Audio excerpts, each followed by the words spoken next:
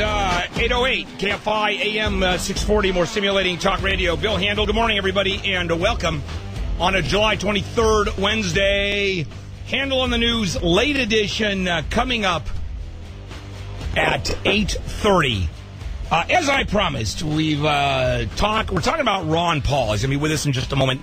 One of the things about Ron Paul, which is so fascinating, is, number one, obviously a presidential candidate, a former Republican who switched over, has become a libertarian, although not running on the libertarian ticket. That's Bob Barr. But a guy who is considered a real maverick. There was no question that among the 435 Congress people out there, this guy is singularly out there by himself. Has some very strong opinions about the Constitution of the United States. Will not vote for any bill that he does not believe is constitutionally permissible, almost like Antonin Scalia in the terms of the way he views the Constitution. Sort of a strict constructionist. The Constitution says yes, Constitution says no, and you can't do anything that a strict interpretation of the Constitution does not let you do. He does not like the way America is going. Like many third-party candidates and thinkers, the man hates the fact that our country is dominated by two parties and two parties only, Republicans and Democrats. And there's a lot to be said for that because we don't allow a third-party system. Most countries in the world, incidentally, have a multi-party system. You go to Israel, you got a zillion parties.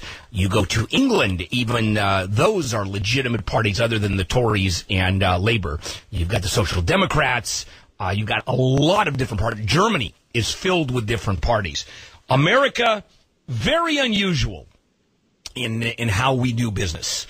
It is truly a two-party system. And with that, he talks about the fact that America's simply gone in the wrong direction. So without further ado, former presidential candidate and Congressman Ron Paul. Mr. Paul, thank you for joining us here on KFI. Thank you. Nice to be with you. Yeah, now let's talk about your view on America because, you know, to a lot of people, you make a lot of sense. And I will also tell you that among presidential candidates that we talk about on KFI, I have not seen the passion that your followers have. I mean, when I say something negative about you, I got to watch out. They go berserk.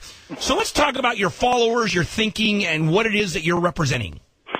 Well, I'd like to think that we represent the good part of America. America's a great country. We've had a great tradition. We've had more freedoms than most other countries throughout all of history. We've had great prosperity. We had a great Constitution.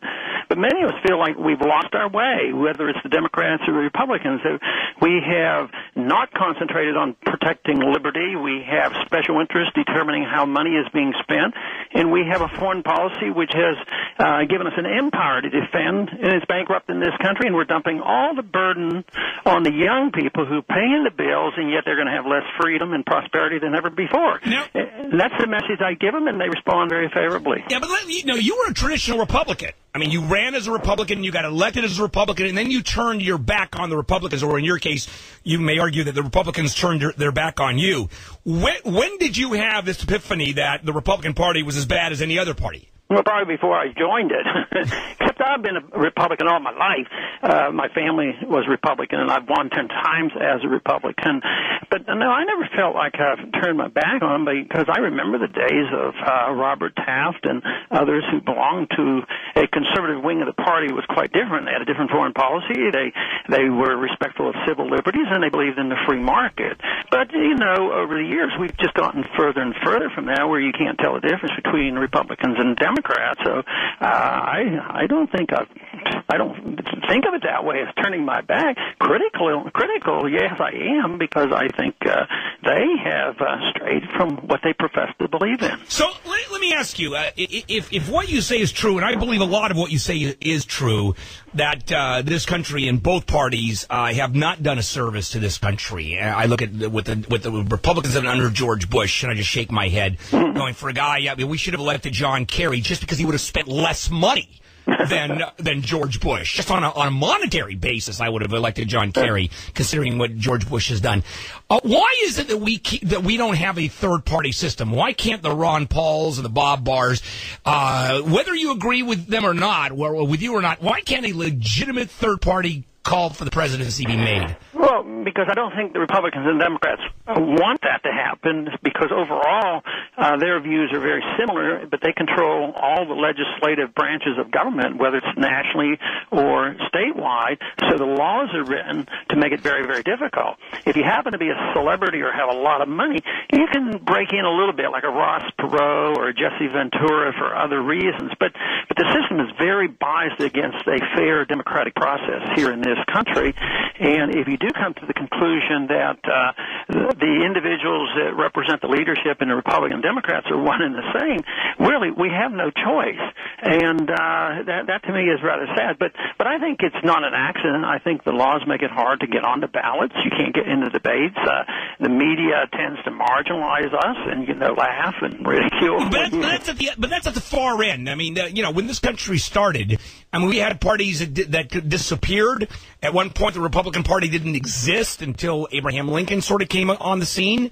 The Whig Party, which was a hugely important party in the early part of our history, has disappeared completely.